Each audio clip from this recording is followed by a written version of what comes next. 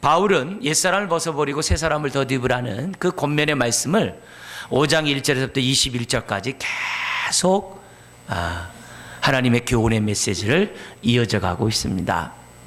이어져 가는 가운데 그냥 옛사람을 벗어버리고 새사람을 덧입으라 이렇게 하면 되는데, 바울은 혹시라도 흘려들을까 봐 다시 한번 상기시키면서 왜 우리가 옛사람을 벗어버리고 새사람을 덧입어야 되는가, 그 이유에 대해서 먼저 5장 1, 2절에 분명히 설명하면서 계속해서 우리가 왜 옛사람을 벗어버리고, 그게 이제 7절까지 나옵니다. 3절에서 7절에. 그리고 8절에서부터 21절까지는 어떻게 새사람을 보다 더 구체적으로 확장시켜가면서 새사람을 덧입어야 하는지를 우리들에게 설명하고 있습니다. 그래서 가장 먼저 다시 한번 환기시키는, 정말 흘려듣지 말고 정말 제대로 들어야 될 그런 의도에서 바울이 한 말씀을 읽도록 하겠습니다. 5장 1절과 2절의 말씀 한 번 더 읽겠습니다. 그러므로 사랑을 받는 자녀같이 너희는 하나님을 본받는 자가 되고, 그리스도께서 너희를 사랑하신 것 같이 너희도 사랑 가운데서 행하라. 그는 우리를 위하여 자신을 버리사 향기로운 제물과 희생 제물로 하나님께 드리셨느니라. 오늘 말씀은 그러므로로 시작을 해요. 그러므로라는 말은 무슨 말이에요? 앞에 있는 말씀의 결론이겠죠. 우리는 옛사람을 벗어버리고 새사람을 덧입는 그 구체적인 방법을 영역별로 배웠죠. 먼저 우리 언어적인 영역에서, 그죠? 그리고 또 어디서 배웠습니까? 우리 마음의 영역에서. 우리 마음의 영역에서 분을 해지기까지 품어서 안 된다 그랬어요. 그죠? 말은 진실을 말하고 우리 마음은 분노를 빨리 벗어버려야 한다 그랬죠. 그 다음에 우리가 일상 사회생활에서는 어떻게 해야 돼요? 직장생활이라 남을 도와줄 수 있는, 내가 수고함으로 남을 도와줄 수 있는 사람이 돼야 한다. 도둑질하지 말자. 그래서 직장생활하면서 대충 하거나 그냥 회사에 손해를 입히면서 봉급이나 받으려고 하면 안 된다고 그랬어요. 그 다음에 우리 영적인 관계에서도 은혜를 끼치지 못하는 모든 말들은 다 더러운 말이라고 했어요. 교회 안에서도 은혜를 끼치지 못하는 그런 우리들이 돼서는 안 된다는 거죠. 그래서 영적 관계에서 뿐만 아니라 마지막에 뭐라 그래요? 모든 삶의 영역에서 우리는 어떻게 돼요? 친절하며 불쌍히 여기며 서로 용서하라고 하는 그 하나님의 그 성품을 모든 영역에서 드러내야 한다는 것을 우리가 말씀을 들었어요. 그러면서 그 말씀과 연관해서 하는 말씀이 거예요. 그러므로. 그러니까 이런 모습을 우리들이 하면서 뭐라고 얘기하냐면, 그러므로 하면서 뭐라고 얘기하면, 우리가 왜 옛사람을 벗어버리고 새사람을 덧입고자 하느냐, 다른 게 아니라 이게. 그래야 1절 하나님을 본받는 자가 된다 그래요. 하나님을 본받는. 이건 에베소서에만 있는 게 아니죠. 산상수훈에도 예수님이 뭐라고 그래요? 하나님이 온전하신 같이 너희도 온전하라 그랬어요. 굉장히 기가 죽는 말씀이죠. 아니, 하나님처럼 온전하라니. 더구나 오늘 말씀 하나님을 본받으라고 하니 있을 수 없죠. 하나님처럼 친절하라고 하라니. 왜냐하면 창세기서부터 계시록은 친절로 시작해서 친절로 끝난다고 했잖아요. 친절과 구제의 차이점이 뭐라 그랬습니까? 구제는 돈 있는 사람만 해요. 그러나 친절은 돈 없는 사람들. 구제는 산 사람만 해요. 그러나 친절은 장례식도 가요. 그래서 하나님은 범죄한 선악과를 따먹은 아담과 하와에게도 친절을 베푸셔서 양의 옷을 입혔던 것을 보게 돼요. 그래서 하나님은 모든 것이 다 친절이거든요. 근데 우리들이 어떻게 이 땅 살아가면서 모든 사람이 친절할 수 있을까요? 근데 해야 한다는 거죠. 뿐만 아니라 우리가 옛사람을 벗어버리고 새사람을 왜 입어야 한다는 거래요? 2절에 보니까는 그리스도께서 그렇게 사셨다 이게. 주님이 우리에게 그렇게 행하셨다 이게. 그렇다면 우리도 어떻게 해야 돼요? 그리스도를처럼 우리도 행해야만 한다는 거예요. 근데 성경에 보면 너무나도 수준이 높아요. 하나님을 본받아라. 예수님처럼 살라. 그래서 이런 말씀을 들으면 기가 죽어요. 어떻게 이렇게 사냐라고 해가지고 나도 모르는 사이에 이렇게 한쪽 귀로 듣고 한쪽 귀로 흘려버릴 때가 있어요. 우리도 그렇잖아요. 내가 어느 정도 할 수 있을 때 그것도 할만 나지, 전혀 하지 못하는데 하라 그러면 포기하잖아요. 제가 옛날에 기타를 이렇게 배우고 싶었어요. 초등학교 때. 그러면 저희 셋째 형이 기타를 아주 잘 치세요. 내 독학으로 배웠어요. 클래식을 너무 잘 친다고. 막 치면 막 제가 볼 땐 너무 부러워서 하면 뭐라고 아세요? 그냥 악보 보고 배워 그래요. 가르쳐 줄 생각 안 하고 하라고 그래요. 옆에 흉내 나다가 관두는 거죠. 예. 그러니까 몇 년 동안 옆에 있으면서도 안 가르쳐 줘요. 그냥 악보 보고 그냥 스스로 독학하면 돼. 왜? 자기가 그렇게 했으니까. 공부도 어느 정도 한 다음에 해야 그것도 공부할 맛도 나는 거지, 전혀 하고 싶지 않은데 하라고 그러면 참 힘들잖아요. 신앙도 마찬가지예요. 하나님의 우리에게 요구하는 수준은 너무 높아요. 예. 예누리가 없어요. 아주 단도직입적으로 그냥 얘기해요. 뭐 이렇게 정말 이렇게 뭐랄까 우리의 응석을 받아줄 만한 아량이 없으신 것 같아요. 그냥 딱 얘기해요. 왜 옛사람을 벗어버리고 새사람을 덧입어야 되느냐? 그래야 하나님을 본받는다. 딱 이렇게. 그렇게 사는 것이 예수님처럼 사는 것이다 라고 얘기하면서 아주 강력하게 그 기준을 우리들에게 제시하는 것을 봐요. 그러니까 결국 우리가 옛사람을 벗어버리고 새사람을 덧입는 그 이유는 다른 게 아니에요. 최종 목적, 주님 닮기 위함이에요. 4장에서는 우리가 자라가되 그리스도의 장성한 분량까지 자라가래요. 그래서 제가 이런 말씀 드리잖아요. 여러분의 나이만큼 성경 좀 읽으시라고. 제가 이렇게 가볍게 얘기하지만 속은 되게 무겁습니다. 굉장히 아주 이렇게 막 강력한 말이에요. 여러분, 그래도 한 살 한 살 먹은 만큼 성경을 읽으셔야죠. 그러니까 성경을 그만큼 우리가 읽는 그 모습이 뭐예요? 왜 그래요? 그리스도의 장성 분량까지 저와 여러분들이 자라가야 하기 때문이죠. 자, 근데 무조건 무턱대고 하나님 본받으라, 예수님처럼 행하라 그러지 않아요. 오늘 말씀을 보니까 우리가 하나님을 본받을 수 있는 능력이 있대요. 우리가 주님처럼 살 수 있는 능력이 있다라고 설명하면서 본받으라는 거죠. 그냥 뭐요? 악보 주면서 너 스스로 독학해서 해, 그게 아니에요. 예. 너 스스로 알아서 너 공부해, 그게 아니에요. 이미 뭐예요? 우리가 그렇게 하나님을 닮고 주님처럼 살 수 있는 모든 능력, 모든 은혜, 모든 생명 하나님이 다 주신 다음에, 예, 저라 여러분들이 하나님을 닮고 예수님처럼 행하래요. 그럼 뭡니까? 우리로 하여금 하나님을 닮아가게 하는 그 원천, 그 능력이 뭡니까? 5장 1절에 보면 이런 말씀이 있어요. 그러므로 사랑을 받는 자녀같이, 이런 말이 있어요. 이 말은 뭐예요? 이미 우리가 예수 그리스도를 통해 사랑을 받았잖아요. 그죠? 1장 3절에 있는 것처럼 신령한 복을 다 받았잖아요. 우리가 제사함 받고, 우리가 하나님의 자녀가 됐고, 하나님의 후사가 되었고, 이런 축복들, 하나님의 사랑을 이미 다 받았잖아요. 네. 그렇다면 하나님의 사랑을 받았다고 한다면 당연히 어떻게 돼요? 하나님을 본받을 수밖에 없다는 거예요. 또 2절에 보면 우리가 어떻게 예수님처럼 살 수 있어요? 거기 뭐라 그래요? 그리스도께서 우리를 위하여 자신을 버리사 향기로운 제물과 희생 제물로 하나님께 드렸다고 했어요. 우리를 위하여. 예수님이 우리를 위하여 죽었다 했다고요. 우리는 그 사랑을 이미 체험했잖아요. 여러분, 오늘 우리가 하나님을 본받고 예수님처럼 행할 수 있는 그 원천, 그 능력이 우리에게 주어졌는데 그게 뭐라고요? 사랑이라는 거예요. 사랑. 예. 그 사랑이 우리 안에 온전히 임함에 임할수록 우리는 그만큼 옛사람을 벗어버리고 새사람을 덧입을 수 있다라고 성경 우리들에게 말씀하고 있어요. 다른 것이 우리 옛사람을 벗어버리고 새사람 있게 하는 게 아니에요. 내가 이제는 새사람 덧입으리라, 하나님 나 새사람 덧입을 거예요, 이렇게 작정한다고 되는 게 아니에요. 새사람은 주의 사랑을 깨달은 만큼 새사람을 덧입을 수 있다는 거예요. 다른 게 아니에요. 예. 주님의 사랑을 안 만큼.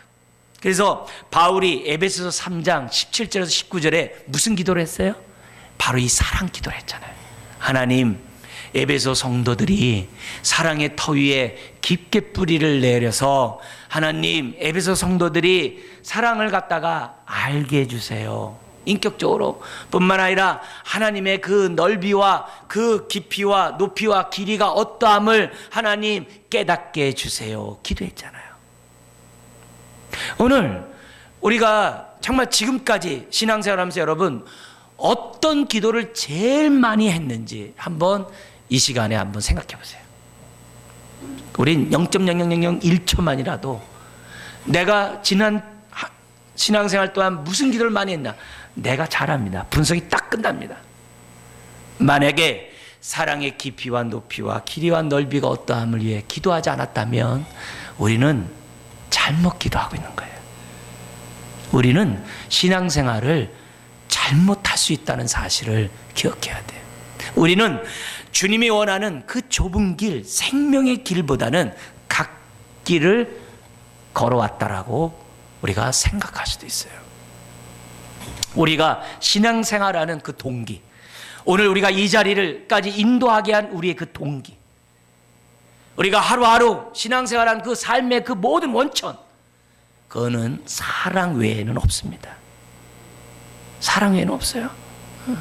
그래서 바울은 1장에서도 너희들이 사랑 가운데 있다는 걸 내가 너무 감사하고 기뻐한다.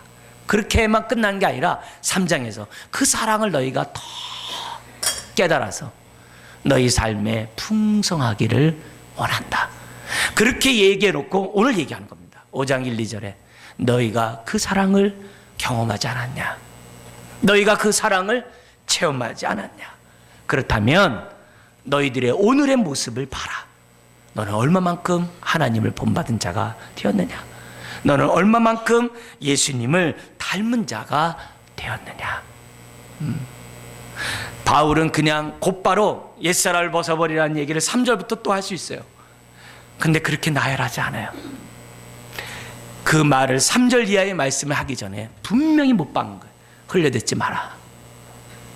너가 정말 하나님의 사랑을 받았다고 한다면 너의 삶은 옛사람을 벗어버리고 새사람을 더듬을 수밖에 없다라고 하는 그 메시지를 바울은 우리들에게 말씀하고 있습니다. 우리 2014년이 마지막 주일 예배를 드립니다. 지난 한 해 동안 돌이켜보면서 내 모습 보는 거예요. 나는 얼마만큼 옛사람을 벗어버렸는가? 그 옛사람이 나의 의지가 아니라 주의 사랑을 깨닫는 가운데 벗어버렸는가? 그리고 얼마나 저나 여러분들이 주님을 닮았는가?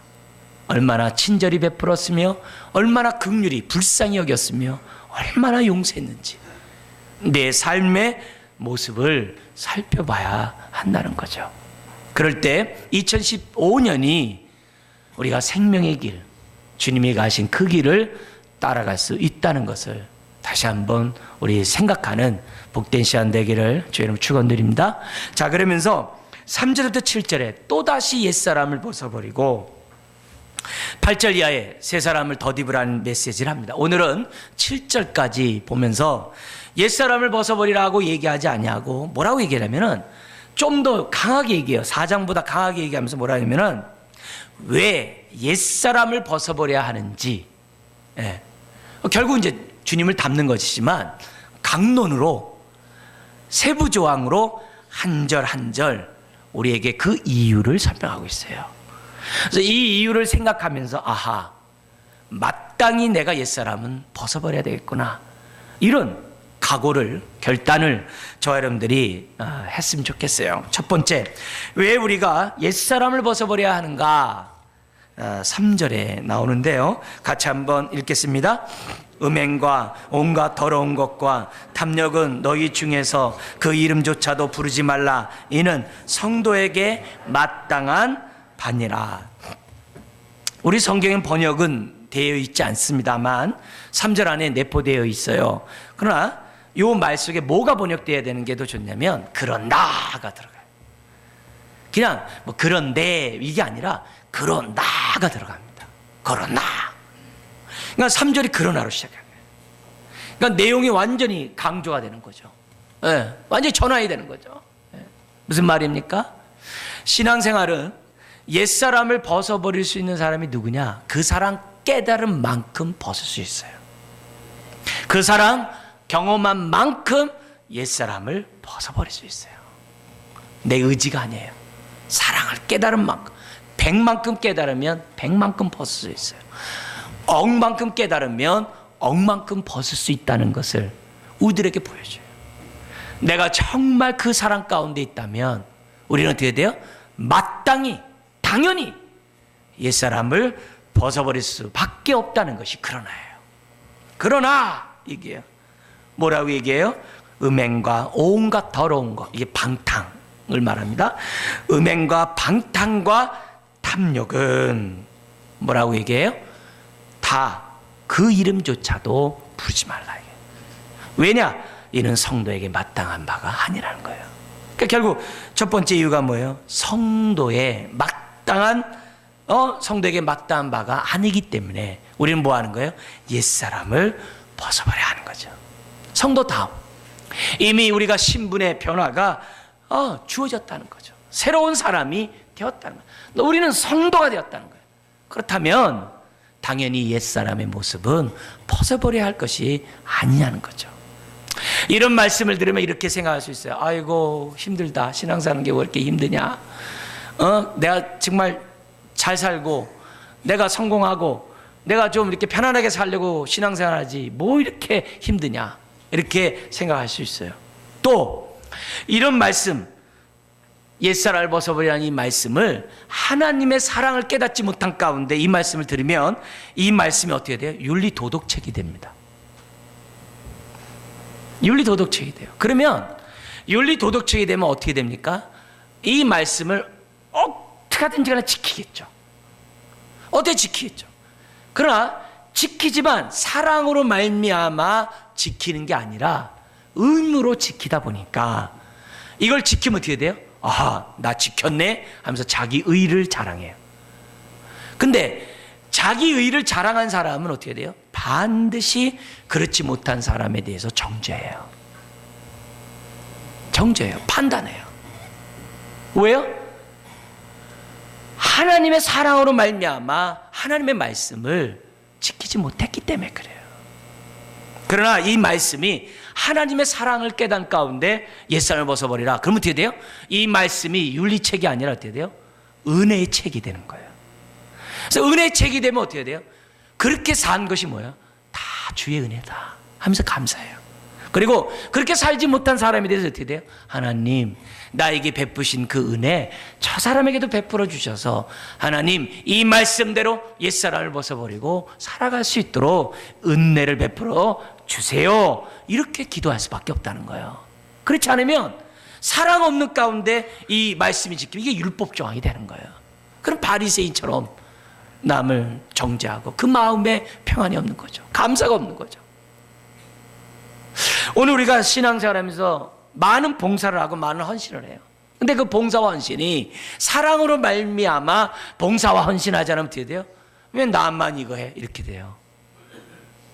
그리고 또 돼요. 내가 지키면 어떻게 돼요? 나 지켰네. 그래요. 감사가 없어요. 하나님의 베푸신 은혜에 대한 그 기쁨이 없어요. 목사님 저 자신도 마찬가지입니다. 목회의 원동력, 하나님의 사랑이 아니면 싹군이 되는 거죠. 여러분도 마찬가지예요. 성도라면 마땅히 하나님의 사랑을 입었기에 옛사람의 그 모습은 이름조차도 불러서는 안 된다는 것을 우리들에게 말씀하고 있어요. 우리는 이미 새로운 피조물이 되었어요. 옛것은 옛사람으로 족하다. 근데 오해하지 말 것이 있어요. 육체를 입고 있는 한 이 음행과 방탕과 탐욕은 나를 떠나지 않아요. 왜요? 우리 옛사람과 딱 붙어 있기 때문에 떠나지 않아요. 내가 많이 배웠다고, 내가 많은 걸 소유했다고, 내가 높은 지위에 앉았다고 음행과 방탕과 탐욕이 없는 줄 아세요? 아니에요. 드륵드륵 있어요. 다 있습니다. 내가 뭐냐면 이것이 나에게 없다 생각하는 그건 교만이에요. 육체를 입고 있는 한 우리는 주님 앞에 가는 그 순간까지 내 안에 음행과 방탕과 탐욕은 떠나질 않아요. 그래서 뭐가 필요한가요? 오늘도 하나님의 사랑을 붙잡아야 될 이유가 여기 있는 거예요.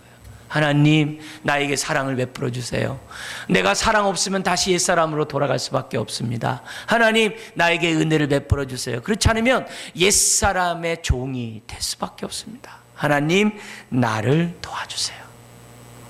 우리가 하나님을 닮지 않으면 사탄을 닮게 돼 있어요. 옛사람에 따라 살아갈 수밖에 없어요. 성령의 소욕을 이길 수 있는 것은, 우리가 육체의 소욕을 이길 수 있는 것은 성령의 소욕을 따르는 것밖에 없어요. 다른 것밖에 없어요. 가만히 앉아 있다고 해서 육체의 소욕이 사라지는 게 아니에요. 날마다 죽여야 되고 매 순간 죽여야 하는 것이 옛사람인 줄 믿습니다. 그것을 이기는 것이 다른 게 아니에요. 사랑이에요, 사랑. 내가 많은 걸 가졌다고 많은 높은 지위에 있다, 천만에요. 아닙니다. 오늘 다시 한번 하나님의 그 사랑을 깨닫고 나 같은 자에게 성도라 거룩한 하나님의 백성이라 부르신 것에 대해서 감사하고 우리가 그 은혜 가운데 살아간다면 옛사람의 모습을 내가 입으로도 이름조차 부르는 것을 부끄러워한다는 거죠. 여기 성도에게 마땅하다 이 말의 뜻이 뭐냐면 부끄러워하다인 거죠. 부끄러워하지 않는 거죠. 부끄러운 모습이 아니라는 거죠. 두 번째, 우리가 왜 옛사람을 벗어버려야 되는가? 제가 첫째, 둘째 하지만 서로 연결된 말씀입니다. 자, 4절에 있습니다. 4절에 왜 우리가 옛사람을 벗어버려야 되는가? 그 이유가 나오는데요. 4절 한번 읽겠습니다. 누추함과 어리석은 말이나 희롱의 말이 마땅치 아니하니 오히려 감사하는 말을 하라. 왜 옛사람을 벗어버려야 돼요? 우리는 어떻게 돼요? 감사의 말을 할 수밖에 없는 것이 우리이기 때문에 그래요. 성도는 감사밖에 없어요. 왜요? 옛사람 따라 살아가는 사람을 볼 때마다 감사하죠. 왜요? 나도 옛날엔 저랬는데 근데 오늘 내가 저렇게 살지 않으니 얼마나 감사해요. 감사해요. 말을 하더라도 진실을 말하려고 하니까 얼마나 감사해요. 말과 마음의 할례를 받고자 하니 얼마나 감사해요. 옛사람을 벗어버리는 이런 사람은 특별히 어떤 말들을 해요? 옛사람에 속한 말들을 날마다 벗어버려요. 어떤 말이에요? 누추함, 이 말은 추잡스러운 말, 그래요. 그리고 어리석은 말, 이 어리석은 말은 뭐냐면 진리를 혼탁해 하고 진리를 떠난 모든 말을 어리석은 말이라고 그래요. 그리고 희롱의 말, 뭐 여러분 잘 아시죠? 아주 점잖지 않은 농담도 다 희롱이죠. 어쨌든 이런 말들은 입 밖에도 내지 말라 이거죠. 입 밖에도 내지 말라 이게요. 그거는 마땅치 않다. 이 마땅치 않다 이게요. 이 단어는 뭐냐면 속하지 않았다 이 뜻을 갖다 우리 성경은 마땅치 않은 것을 번역을 했어요. 그럼 뭐에 속하지 않은 거예요? 성도에게 속한 말이 아니라 이거죠. 세 사람에게 속한 말이 아니라는 거예요. 무슨 말이요? 추잡스러운 말, 어리석은 말, 그리고 쌍스러운 농담이나 점잖지 않은 농담들, 이런 말들은 다 뭐예요? 우리에게 어울리지 않다 이게. 그러면서 오히려 우리에게 어울리는 말이 뭐냐? 감사다 그래요. 여러분, 성경에 보면 정말 우리들이 하나님의 사랑을 알면 알수록 또 옛사람을 벗어버리고 새사람을 더디면 더디울수록 감사밖에 없어요. 골로새서 2장 6절 7절에 보면 내가 예수 안에 거하는 그 증거, 내가 예수 그리스도의 터 위에, 말씀의 터 위에 내가 깊게 뿌리고 말씀 가운데 살아가는 그 증거, 그 증거가 뭐라는지 아세요? 감사다 그랬어요. 오늘 내 입에서 감사가 있으면 아, 난 예수 안에 있구나. 아, 나는 예수 그리스도의 터 위에 깊게 뿌리를 내린 성도구나. 이것을 갖다가 뭐냐면 스스로 할 수 있다 그랬어요. 내가 하나님의 사랑을 입은 자라는 건 뭘 보면 알아요? 내 입술을 보면 아는 거죠. 내가 얼마나 입술에 할례를 받았는가, 얼마나 내 입에 감사의 말이 있는가, 그 모습을 통해 제가 어떻게 돼요? 새 사람을 덧입었는지 안 입었는지 알 수 있다라고 말씀하고 있습니다. 세 번째, 옛사람을 벗어버려야 된 이유가 5절에 있습니다. 같이 한번 읽어볼까요? 너희도 정녕 이것을 알거니와 음행하는 자나 더러운 자나 탐하는 자 곧 우상 숭배자는 다 그리스도와 하나님의 나라에서 기업을 얻지 못하리니. 이 말은 무슨 말이에요? 이미 저나 여러분들은 그리스도의 나라와 하나님의 나라에서 기업을 이을 후사가 되었다 이거예요. 이미 하나님 나라 백성이라 이게요. 이미 하나님의 자녀라 이게요. 이미 기업을 이을 자가 되었는데 왜 사탄의 나라에서 기업을 얻고자 기웃거리냐 이게. 그러면서 반복한 게 5절에 뭐예요? 3절 내용을 또다시 반복하는 거죠. 음행과 더러운 거, 탐하는 거. 근데 그 앞에 뭐가 붙어요? 곧 우상숭배자 그랬어요. 우리가 탐심은 곧 우상숭배라는 거 잘 알아요. 탐하는 것이 우상숭배라는 것에 대해서는 잘 알아요. 근데 이 우상숭배라는 단어가 세 명을 다 수식하고 있어요. 음행하는 자, 더러운 자, 탐하는 자, 이거 다 수식하고 있어요. 그러니까 무슨 말이에요? 오늘날 우상숭배는 어떤 이렇게 형상을 만들어 놓고 하는 그런 우상숭배만 있는 게 아니에요. 오늘날의 가장 이 세계에 아주 팽배한 우상숭배는 우리 마음 안에 다 있어요. 사람들 마음 안에 있어요. 사람들 마음 안에 우상들이 자꾸 있는데 어떤 우상들이 자꾸 있냐면 음행, 방탕, 탐욕의 우상이 딱 잡고 있어요. 근데 사람들은 생각하기를 탐심을 우상숭배라고 생각하네요. 탐심을 우상숭배라 하자. 내가 어떻게 하든지 간에 성공하겠다. 그 안에 자리 잡고 있는 그 우상에 대해서, 탐심에 대해서 우상숭배로 보질 않아요. 음행하는 자가 내가 우상숭배한다고 봅니까? 그렇게 안 봐요. 방탕하는 자가 그렇습니까? 잠시 죄악의 낙을 누리고 있다고 생각하죠. 그렇지 않습니다. 근데 성경에서는 이것을 우상숭배라고 해요. 얼마나 엄격하게 말하는지 몰라요. 그러면서 여기 5절에 있는 말씀을 여러분 좀 더 알고 싶으면 베드로후서 2장과 유다서를 보시면 요걸 딱 설명해 놨어요. 설명해 놨어요. 그것은 뭐냐면 그만큼 이 시대에 옛사람에 속한, 특별히 뭐예요? 사탄의 나라에 속한 사람들의 삶의 모습이 뭐냐면 우상숭배라는 거예요. 우상숭배라는 거예요. 근데 그 우상숭배가 겉으로 드러난 어떤 형상을 만든 것도 있지만 사람들 마음속에 우상들이 다 자리 잡고 있다는 거예요. 음행과 정말 더러운 것과 여기 나온 것처럼 탐심하는 그 모습이 사람들 사이에 자리 잡고 있는 것을 봐요. 이런 사람은 어떻게 돼요? 그리스도의 나라와 하나님의 나라에서 기업을 얻지 못한다. 요한계시록 21장 8절에서도 둘째 사막 지옥에 들어가는 사람들의 8명의 그룹이 기록되어 있어요. 그 8명의 그룹이 오늘 이 말씀이 그대로 나와요. 무슨 말입니까? 오늘 우리가 이 음행과 방탕과 탐심에 대해서 경각심을 가져야 한다는 거예요. 세상 사람들이 그렇게 산다고 해서 또 나의 옛사람이 이런 모습을 갖고 있다고 해서 가볍게 봐서는 안 된다는 거예요. 우리들이 여기에 대한 죄에 대한 불감증이 있다 할지라도 하나님은 그 죄에 대해서 굉장히 엄격하다는 거예요. 굉장히 엄격하다는 거예요. 그냥 지옥 간다 이게. 오늘 말씀은 하나님의 나라와 이 그리스도의 나라에 기업을 얻지 못한다라고 딱 잘라서 얘기해요. 예누리가 없어요. 자, 근데 여러분 이상한 단어가 있죠? 하나님 나라면 하나님 나라지 그리스도의 나라는 또 뭐야? 이 나라가 그리스도의 나라, 하나님 나라 여기 같은 말을 이렇게 연결하는 겁니다. 여러분 성경에 보면 하나님 나라가 있고 그리스도의 나라가 있어요. 아들의 나라가 있단 말이야. 아버지의 나라가 있고 아들의 나라가 있어요. 골로새 1장에서도 보면은 예수를 믿으면 사탄의 나라에서 빛의 아들의 나라로 우리가 뭐예요? 들어왔다 그래요. 빛의 아들의 나라가 있어요. 그리스도의 나라가 있어요. 그리고 하나님의 나라가 있어요. 또 로마서에 보면은 하나님의 복음이 있고 그리스도의 복음이 있어요. 아니, 복음은 하나님의 복음이지 또 무슨 또 그리스도의 복음이 있고 또 하나님의 복음이 뭐야?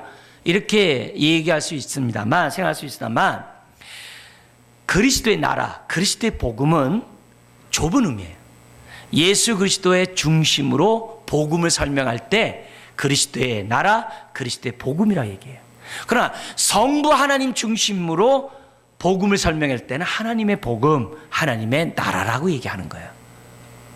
그래서 또 공간적으로 지금 어떻게 돼? 예수님이 육신 입고 이 땅에 오시고 죽으시고 부활하시고 승천하시고 재림하는 이 사건을 설명할 때 우리는 아들의 복음이라고 그래요.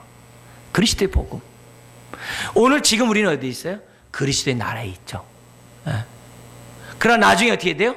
이 나라를 예수님이 어떻게 돼요? 재림과 함께 어떻게 돼요? 아버지께 다 드려요. 그러면 어떻게 돼요? 영원한 하나님 나라에서 저와 여러분 사는 거죠. 그런 의미에서 하나님 나라는 넓은 개념이고 또 그리스도의 나라는 좁은 개념이에요. 굉장히 실제적인 개념이죠. 근데 에베소서 어디부터 얘기해요? 1장 4절에 보면 창세전부터 우리를 선택했대요. 아멘? 그럼 뭐예요? 하나님의 복음이 되는 거죠. 예. 그러나 중요한 거는 우리가 이 나라를 생각할 때 저나 여러분이 예수를 믿으면 그 나라의 유업을 이을 자녀가 됐거든요. 백성이 됐거든요. 그런데 왜 사탄의 나라에 그 모습인 우상숭배를 왜 하냐 이게요. 오늘 우리가 옛사람을 벗어버리고 특별히 이 말에 있어서 할례를 받아야 될 그 이유를 분명히 설명하고 있습니다. 네 번째, 옛사람을 벗어버려야 될 이유가 6절에 나옵니다. 같이 한번 읽어볼까요? 누구든지 헛된 말로 너희를 속이지 못하게 하라. 이로 말미암아 하나님의 진노가 불순종의 아들들에게 임하나니. 왜 그래요? 우리는 순종의 자녀이기 때문에 그래요. 우리는 이미 불신자 때 불순종의 그 모습은 끝난 거예요. 불순종의 아들들에게 하나님의 진노가 임해서 예수님이 십자가에 죽었잖아요. 우리가 거듭나서 하나님의 자녀가 됐는데 그러면 순종의 아들들이 돼야 될 게 아니에요. 그런데 왜 우리가 옛사람을 벗어버리지 못하냐 이게요. 무엇보다도 왜 속임을 당하냐 이게요. 6절 누구든지 헛된 말로, 이 헛된 말은 진리를 떠난 일련의 모든 말. 그래서 진리를 떠난 모든 말들이 다 뭐예요? 저와 여러분들을 다 뭐예요? 사탄의 나라로 인도하겠죠. 우상 숭배하도록 다 이끌겠죠. 그런 공허한 헛된 열매가 없는 무익한 그런 말로 너희를 속이지 않도록 하래요. 그런데 속지 말라 이게요. 근데 안타깝게도 우리 이 땅에 얼마나 많은 사람이 속고 있습니까? 심지어는 예수를 믿는다라고 얘기해놓고 거짓된 이단에 빠진 사람들이 얼마나 많습니까? 헛된 말로 속임을 당한 거죠. 여러분, 오늘 저나 여러분들이 아들이면 아들답게, 우린 빛의 아들답게 순종의 삶을 살아야죠. 성도라면 성도답게 우리가 어떻게 돼요? 살아야죠. 그러려면 다른 것 없어요. 우리가 정말 내 자신을 진리로 무장함으로 헛된 말에 속아 넘어가지 않도록 도와달라는 거죠. 한 신문기사에 보니까 이단 가운데 하나, 그 하나님의 교회라는 데가 있어요. 그 이단들이 지금 뭐냐면 교회들이 재정상으로 어려워가지고 이제 어떤 뭐 욕심 가운데 이제 건물을 졌겠죠. 해가지고 했는데 그 교회를 인수하는데 1,200억 원 정도가 거의 겉으로 드러난 공식적인 돈이래요. 1,200억 원을 들여가지고 교회들 사들였다는 거예요. 예. 요 가까운 우리 여기 일원동에 있던 교회가 분당으로 갔다가 그 50% 500억이 넘는 그 교회가 뭐 250억인가 거기에 팔렸대, 거기 교회. 근데 그런 게 너무 많다는 거야, 지금. 이런 현실 속에서 내 자신을 지키고 우리를 지켜야 돼요. 그건 뭐냐? 하나님의 사랑으로 인한 우리가 하나님의 말씀을 제대로 깨닫는 거죠. 그럴 때 우리 자신들이 어떻게 돼요? 옛사람에 따라 살지 않고 세상에 따라 살지 않고 하나님이 원하는 새 사람의 삶을 살 수 있다는 것을 보여줍니다. 사랑하는 성도 여러분, 오늘 지금 이런 말씀을 하면서 바울은 7절과 같은 말씀을 우리에게 딱 줍니다. 한번 읽어볼까요? 그러므로 그들과 함께하는 자가 되지 말라. 네. 오늘 우리는 네 가지 정말 이유를 들으면서 우리들에게 옛사람을 벗어버려야 될 이유를 설명합니다. 성도의 마땅한 바이기 때문에. 우리는 감사의 말을 하는 자지 그런 정말 더러운 말을 하는 사람이 아니라 이거죠. 더구나 그리스도 아버지의 나라에 기업을 얻을 후사, 백성, 자녀가 됐지 않냐 이게요. 더구나 우리가 이제는 주님을 따라가고자 마음에 결단한 순종의 자녀가 아니에요. 그렇다면 우리는 옛사람을 벗어버려야 한다는 거죠. 바울은 4장에서부터 크게 두 가지를 설명했습니다. 우리 교회가 하나 되고 한 몸 이루기 위해서 4장서부터 16절까지는 하나됨을 힘써 지킬 것을 얘기를 해요. 그리고 4장 17절부터 계속해서 우리에게 주는 것은 뭐냐면 주님을 닮으라는 거예요. 하나님이 거룩하니 너희도 거룩하라. 근데 이 거룩을 얘기하면서 두 가지를 얘기합니다. 하나는 뭐예요? 우리 언어가 할례 받으라는 거예요. 그리고 또 하나 얘기합니다. 우리 마음이 할례를 받으라는 거예요. 우리 한 입에서 더러운 말이 나올 수도 있고 은혜로운 말이 나올 수 있어요. 한 마음에서 더러운 생각이 나올 수 있고 정말 하나님이 기뻐하는 마음이 나올 수 있어요. 오늘 우리가 이 메시지를 보면서 내가 정말 새로운 피조물이고 거듭났다고 한다면 말의 할례를 받으라 이게. 한 입에서 어떻게 찬송과 저주가 나오며 한 입에서 어떻게 더러운 말과 거룩한 말이 나올 수 있냐 이게. 어떻게 한 마음에서 더러운 생각과 더러운 마음과 어떻게 깨끗한 마음이 나올 수 있냐 이게. 없다 이게. 그러면서 오늘 우리들이 어떻게 하면 하나됨을 지키는가. 무엇보다도 거룩한 가운데 하나됨을 힘써 지켜나갈 것을 우리들에게 말씀하고 있어요. 그러면서 바울은 우리들에게 요구하는 그 수준이 그냥 옛사람 벗어버려야 돼 기차원이 아니에요. 새 사람을 더듬으로 어디까지 자라가라는 거예요? 그리스도의 장사한 분량까지 자라가고 또 어떻게 되라는 거예요? 하나님을 본받을 때까지 자라갈 것을 우리들에게 말씀하고 있어요. 그렇기 때문에 새 사람을 더듬는 것은 그냥 하나 덜쳐는 게 아니에요. 적극적으로 더듬고 또 더듬고 또 더듬고 계속 더듬어야 한다는 것을 지금 뭐냐면 성경은 우리들에게 말씀하고 있습니다. 신앙의 중립지대는 없어요. 육체의 소욕을 따르든지 성령의 소욕을 따르는 거예요. 옛사람에 따라 살아가든지 새 사람에 따라 살아가든지 둘 중에 하나예요. 중립은 없어요. 사탄은 끊임없이 저와 여러분들을 중립지대로 이끈 다음에 옛사람으로 끌고 갑니다. 솔로몬이 그렇게 지혜로운 솔로몬이 우상숭배하잖아요. 어떻게 우상숭배를 합니까? 솔로몬이 그렇게 지혜로운 자가 우상숭배하게끔 만들어요. 어떻게? 중립지대로 싹 끌고 와요. 그 중립지대를 끌고 오는 사탄의 전술이 뭐였습니까? 이방 나라와 정략 결혼해가지고 이방 여자들을 갖다 부인으로 맞이하게 만드는 거예요. 그리고 나서 어떻게 돼요? 그 여인을 사랑하게 만들어요. 그리고 여인이 하라는 대로 드디어 따라가게 만들어요. 나중에는 홀려가지고 우상숭배해요. 사탄의 전략은 항상 똑같습니다. 선악과를 따먹으면 죽으리라. 그렇게 얘기하지 않습니까? 먹으면 죽지 않는다고 얘기 안 해요. 사탄은요. 처음부터 그렇게 얘기 안 합니다. 먹으면 죽느냐 하니까 먹으면 죽을까 하노라라고 어떻게 돼요? 반신반의하게 딱 중립지대를 끌고 들어와요. 그리고 뭐냐면 아니야. 너가 먹으면 너도 눈이 밝아져 하나님처럼 되니까 하나님이 그게 싫어가지고 못 먹게 하는 거야. 너 먹어봐. 너 절대 죽지 않아. 결코 죽지 않아. 이렇게 말을 싹 바꿔버려요. 그러면 낼름 따먹는 거예요. 우리가 오늘 신앙생활 하면서 옛사람을 덧입지 않으면 새 사람을 덧입지 않으면 옛사람을 따라갈 수밖에 없어요. 오늘 다시 한번 우리에게 요구하는 주님의 그 기준 생각하고 나의 신분의 변화가 어떠함을 생각하고 우리가 옛사람을 덧입기를 주의 이름으로 축원드립니다. 기도하겠습니다. 하나님 아버지, 오늘 우리에게 귀한 말씀을 통하여 다시 한번 우리의 삶을 돌이켜보게 하시고 지금까지 나의 신앙 동기를 살펴보게 하시고 나의 현주소를 보게 하시니 감사합니다. 주여, 지키지 못할 때 낙심하지 않게 하시고 오히려 하나님의 은혜와 사랑을 생각하는 우리가 되게 하시고 풍성한 사랑을 깨닫는 가운데 우리가 새 사람을 덧입는 자녀들 되게 하여 주옵소서. 예수님의 이름으로 기도드리옵나이다. 아멘.